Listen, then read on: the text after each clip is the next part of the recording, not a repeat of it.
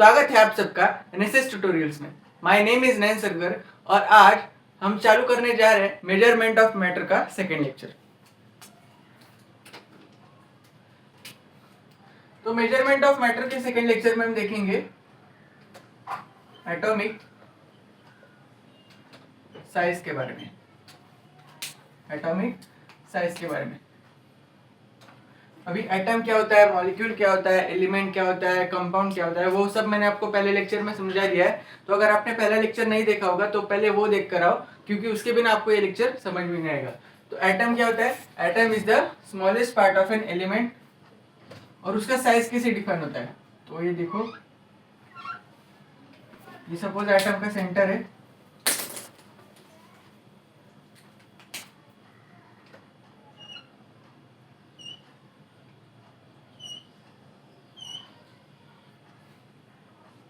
ये है एटम की ऑर्बिट। यहाँ पर सपोज इलेक्ट्रॉन घूम रहे और यहाँ पर बीच में प्रोटॉन प्लस न्यूट्रॉन है। अभी किसी भी एटम की साइज कैसे डिफाइन होती है? उसके सेंटर से लेकर उसकी आउटर मोस्ट ऑर्बिट तक उसका क्या होता है? रेडियस होता है। क्या होता है उसका? रेडियस। सेंटर से लेकर आउटर मोस्ट ऑर्बिट तक, ये क्या है? आउटर मोस्ट ऑर्बिट है। ये क्या है? आउटर मोस्ट ऑर्बिट है। उसके सेंटर से लेकर आउटर मोस्ट ऑर्बिट तक क्या होता है? उसका रेडियस होता है और उसके रेडियस की वजह से ही हमें एटम के साइज के बारे में पता चलता है। अभी हर एक एटम का आउटर ऑर्बिट कोई भी हो सकता है। सेकेंड शेल भी हो सकता है, थर्ड शेल भी हो सकता है, फोर्थ शेल भी हो सकता है। वो डिपेंड करता है कौन सा एटम है। ओके, एटम का जो रेडियस होता है वो हम नैनोमीटर में मेजर करते हैं। नैनोमीटर यानी 1 नैनोमीटर। नैनोमीटर क्या है? एक यूनिट है। जैसे किलोमीटर हो गया, मीटर हो गया, सेंटीमीटर हो गया, वैसे नैनोमीटर भी एक क्या है? यूनिट है जो छोटे से छोटे चीजों को मेजर करने में मदद करती। तो 1 nanometre is equal to 10⁻⁻9 metre. 1 nanometre is equal to 10⁻⁻9 metre. ये रिलेशन आपको याद रखना होगा क्योंकि ये फिल इन द ब्लैंक्स में आ सकता है। और उसी को आपकी टेक्स्ट बुक के हिसाब से अगर हम लिखे तो देखो, 1 नैनोमीटर को शॉर्ट फॉर्म में क्या लिखते हैं? nm लिखते हैं, is equal to 10⁻⁻9 metre. 1 nanometre is equal to 10⁻⁻9 metre. ये 10⁻⁻9 को नीचे लेके आओ, 1/10⁻⁻9 nanometre is equal to 1 metre. और 10⁻⁻9 नीचे डिनोमिनेटर में, ऊपर जाएगा तो 10⁻9 nanometre is equal to 1 metre. ये दिया है आपके टेक्स्ट बुक में। या तो ये याद रख लो या फिर ये याद रख। तो ये दिया हुआ है आपके टेक्स्ट बुक में। आप दोनों में से कोई भी रिलेशन याद कर सकते हैं, लेकिन बेटर होगा कि आप टेक्स्ट बुक वाला रिलेशन याद करें। दोनों भी सेम ही है, लेकिन आपको कन्वर्जन वैसे आना चाहिए। Okay,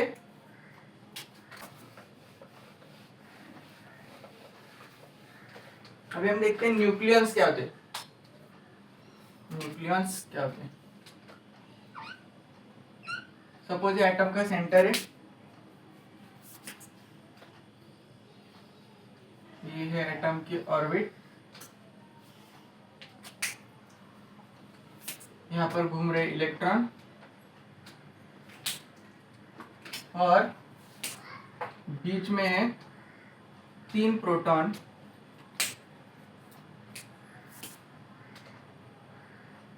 3 neutron. अब न्यूक्लियन का मतलब क्या होता है? ये जो सेंटर वाला पार्ट, न्यूक्लियन क्या होता है? Collection of proton and neutron. Collection of proton and neutron. यानी जो बीच में ये देखो, ये प्रोटॉन और ये न्यूट्रॉन दोनों का कलेक्शन हम लोग क्या बोल सकते हैं? न्यूक्लियन। ये क्या है? न्यूक्लियन।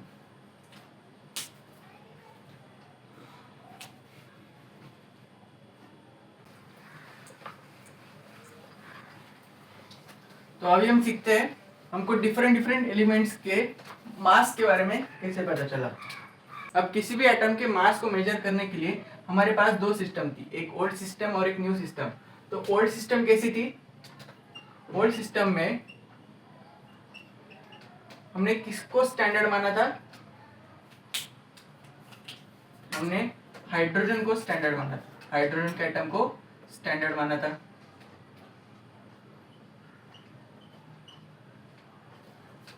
हाइड्रोजन के एटम को क्या माना था? हमने स्टैंडर्ड माना था।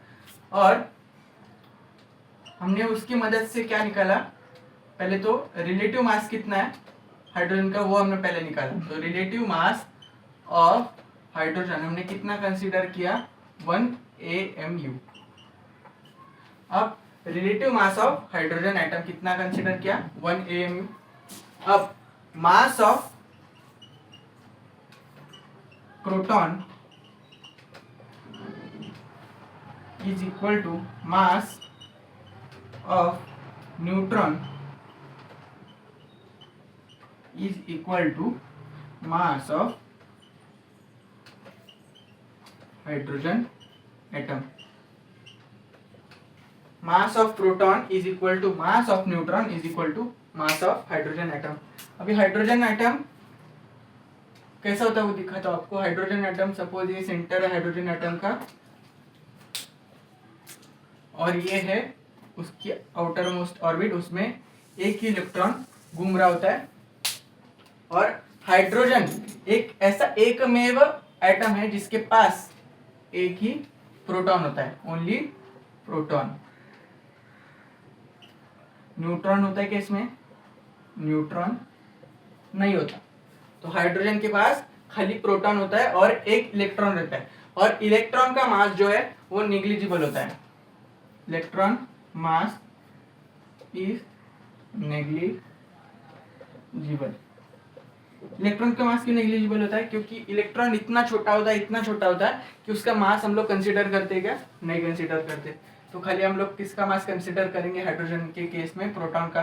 न्यूट्रॉन का भी कर सकते थे लेकिन न्यूट्रॉन प्रेजेंट ही नहीं है हाइड्रोजन एटम में, तो न्यूट्रॉन का मास कैसे कंसीडर करेंगे? इसलिए प्रोटॉन का ही मास कंसीडर करेंगे। तो हाइड्रोजन एटम का मास ही इक्वल होता है एक प्रोटॉन के मास के इक्वल। और हमेशा याद रखना, एक प्रोटॉन का मास जितना भी होता है वही न्यूट्रॉन का मास भी सेम होता है। यानी एक mass of one proton is equal to mass of neutron is equal to mass of hydrogen atom. तो इसकी मदद से हम डिफरेंट एटम्स के मास निकाल सकते थे। सपोज हमने निकाला नाइट्रोजन। अब नाइट्रोजन में 7 प्रोटॉन है और 7 न्यूट्रॉन है। 7 प्रोटॉन है, 7 न्यूट्रॉन है। तो मास कैसे निकलेगा? एटॉमिक मास ऑफ नाइट्रोजन कैसा आएगा? मास ऑफ 1 प्रोटॉन इंटू कितने प्रोटॉन है नाइट्रोजन के पास? 7 plus mass of 1 neutron into कितने न्यूट्रॉन है उसके पास? नाइट्रोजन के पास 7 न्यूट्रॉन है। तो इज इक्वल टू, अब मास ऑफ प्रोटॉन और मास ऑफ न्यूट्रॉन दोनों सेम ही है। कितना है? 1 AMU into 7 plus 1 AMU into 7। तो 7 इंटू 1 कितना? 7 plus 7 AMU plus 7 AMU is equal to, final answer कितना आया?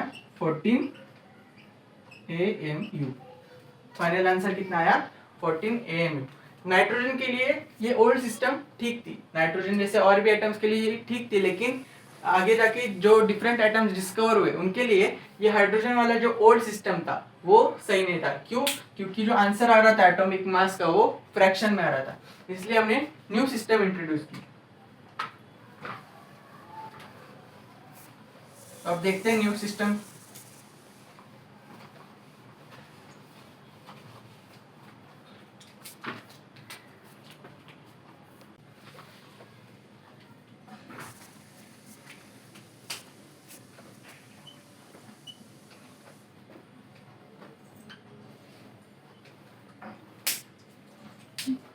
अभी न्यू सिस्टम में हमने क्या किया, mass of one proton, mass of one proton is equal to mass of hydrogen atom. मैंने थोड़ी देर पहले बताया मास ऑफ वन प्रोटॉन ये इक्वल होता है मास ऑफ हाइड्रोजन एटम के, और उसको किसके इक्वल माना, 1 AMU के इक्वल नहीं माना हमने क्या किया उसको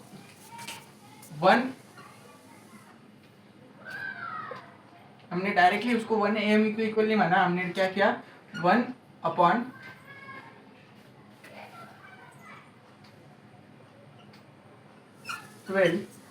इंटू मास ऑफ, या फिर रिलेटिव मास बोलो, relative mass of one carbon atom, relative mass of one carbon atom में mass of one proton is equal to mass of hydrogen atom is equal to, हमने कितना लिया 1/12 into relative mass of one carbon atom. तो relative mass of one carbon atom हमको कितना मिला 12 AMU, 12 AMU। तो आगे सॉल्व करते हैं 1/12 इंटू 12 AMU। AMU क्या है, यूनिट है, 12 से 12 गया ना बचा 1 AMU। यानी इस सिस्टम में भी mass of one proton is equal to mass of hydrogen atom is equal to कितना आया 1 AMU, is equal to कितना आया 1 AMU। तो इधर भी mass of proton is equal to mass of hydrogen atom कितना आया 1 AMU आया, और ओल्ड सिस्टम हाइड्रोजन वाले सिस्टम में भी मास ऑफ वन प्रोटॉन या फिर मास ऑफ हाइड्रोजन एटम कितना आया था 1 AMU आया था। तो ओल्ड सिस्टम में और इस सिस्टम में फर्क क्या हुआ, ओल्ड सिस्टम में हमने क्या यूज किया था, hydrogen atom as a standard use किया था। तो हाइड्रोजन एटम का ऐसा था कि वो सबसे लाइटेस्ट एलिमेंट होने की वजह से उसका जो मास होता है वो कभी कभी फ्लक्चुएट करता है। तो इसलिए हमने कार्बन को एज ए स्टैंडर्ड एटम माना, और उसके हिसाब से कार्बन को स्टैंडर्ड एटम मान के उसके हिसाब से हमने क्या निकाला, mass of one proton is equal to 1 AMU। अब 1 AMU को हम लोग क्या बोलते हैं, 1 Dalton.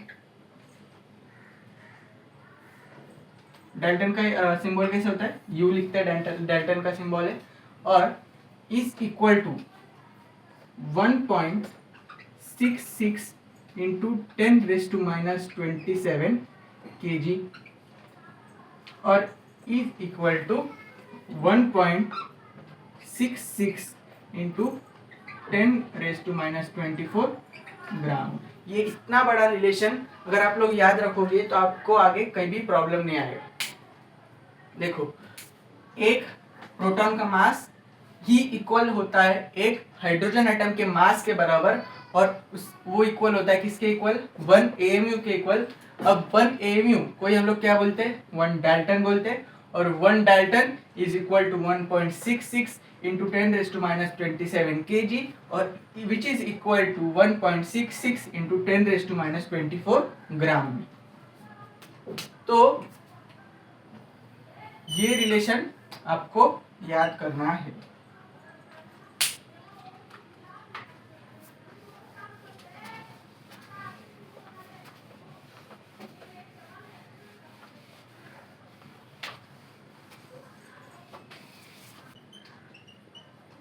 One proton, mass of one proton कितना था 1 AMU, 1 AMU, और which is equal to mass of neutron, mass of neutron. यानी प्रोटॉन और न्यूट्रॉन दोनों का मास कैसा होता है, सेम होता है। हालांकि न्यूट्रॉन थोड़ा सा हेवियर होता है प्रोटॉन से, लेकिन हम लोग लगभग सेम ही मान के चलते हैं मास ऑफ प्रोटॉन को और मास ऑफ न्यूट्रॉन को। तो मास ऑफ न्यूट्रॉन भी किसके इक्वल आएगा, 1 AMU के इक्वल आएगा।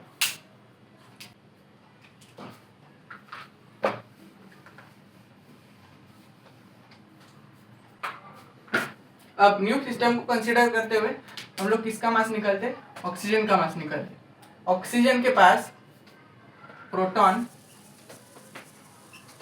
ऑक्सीजन के पास कितने प्रोटॉन होते हैं? 8। और न्यूट्रॉन कितने होते हैं? वो भी 8। और इलेक्ट्रॉन 8। अब एटॉमिक मास कैसे निकालेंगे? 8 into mass of 1 proton plus 8 into mass of 1 neutron, 8 into mass of 1 proton plus 8 into mass of 1 neutron is equal to, अभी मास ऑफ 1 प्रोटॉन कितना है? 1 AMU plus mass of 1 neutron कितना है? 8 into 1 AMU, दोनों same ही है, mass of neutron और mass of proton. 8 1 जा 8 AMU प्लस 8 1 जा 8 AMU, final answer 8 plus 8 16 AMU। अब ये आंसर है किसमें? AMU में। अब इसको डाल्टन में कन्वर्ट करना है, तो कैसे करेंगे? 16, अब इसको डाल्टन में कन्वर्ट करना है, कैसे करेंगे? 16 इंटू 1 AMU। ये कैसे लिखा मैंने? 16 था और AMU था, बीच में कौन सा साइन था? मल्टीप्लीकेशन का। कुछ साइन नहीं दिया मतलब कौन सा साइन होता है? मल्टीप्लीकेशन का। और AMU के आगे क्या था? 1। AMU के आगे कुछ नहीं था, मतलब हम लोग क्या अज्यूम करेंगे? 1। तो 16 इंटू 1 AMU, तो 1 AMU को हम लोग क्या लिख सकते हैं? 16 इंटू 1 डाल्टन, 16 1 जा 16 इज इक्वल टू 16 डाल्टन। तो ये था डाल्टन में आंसर। अभी डाल्टन में आपको आंसर नहीं चाहिए, आपको चाहिए केजी में। तो केजी में कैसे कन्वर्ट करेंगे? केजी में कैसे कन्वर्ट करेंगे? 16 इंटू 1 डाल्टन, तो 16 ऐसा का वैसा रहने दिया। 1 Dalton is equal to how much KG? 1.66 into 10 raise to minus 27 kg। इसको फाइनली मल्टीप्लाई करके हमको किसमें आंसर मिलेगा? केजी में आंसर मिलेगा। तो इसका फाइनल आंसर कितना आएगा? 26.56 into 10 raise to minus 27 kg। ये आ गया केजी में आंसर। और इसी को अगर आपको ग्राम में निकालना है, तो ग्राम में निकालना है तो ऐसे डायरेक्ट इधर से कन्वर्ट कर सकते हो, या फिर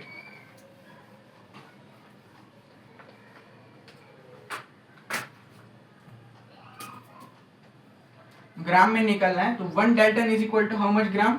1.66 into 10 raise to minus 24 gram, तो इज इक्वल टू कितना आएगा? 26.56 into 10 raise to minus 24 gram.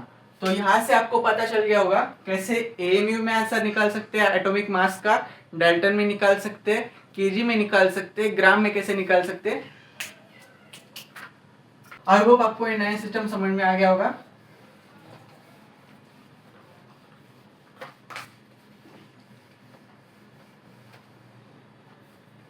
Dalton ये जो सिंबल हम लोग यूज कर रहे हैं वो किसके नाम से आया है?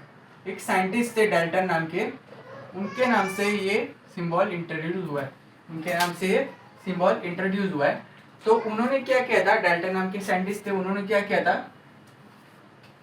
हर एक एटम को डिफाइन करने के लिए उन्होंने कुछ सिंबल्स बनाए थे। जैसे हाइड्रोजन जो था उसको रिप्रेजेंट करने के लिए उन्होंने एक ऐसा सिंबल बनाया था। ओके, ये था हाइड्रोजन। और कॉपर के लिए कैसा बनाया था? कॉपर के लिए था, कॉपर के लिए उन्होंने ऐसा सिंबल दिया था। लेकिन बाद में एक ऑर्गेनाइजेशन आई, जिसका नाम था IUPAC। क्या नाम था? IUPAC। तो IUPAC नाम की एक ऑर्गेनाइजेशन थी जिसका फुल फॉर्म था international union for pure and applied chemistry. तो इस ऑर्गेनाइजेशन ने क्या किया, हर एक एलिमेंट को जैसे हाइड्रोजन, कॉपर, कार्बन, ये सब एलिमेंट को अपना अपना एक सिंबल दिया, उनके एटॉमिक मासेस क्या होंगे, एटॉमिक नंबर क्या होंगे, वो हम सबको बताया और उसी को हमने क्या माना, स्टैंडर्ड। उसी को हमने क्या माना, स्टैंडर्ड। अभी हम देखते हैं मॉलिक्यूलर मास। हमने एटॉमिक मास को कैसे कैलकुलेट करते हैं वो तो देख लिया, लेकिन अभी देखते हैं मॉलिक्यूलर मास को कैसे कैलकुलेट करते।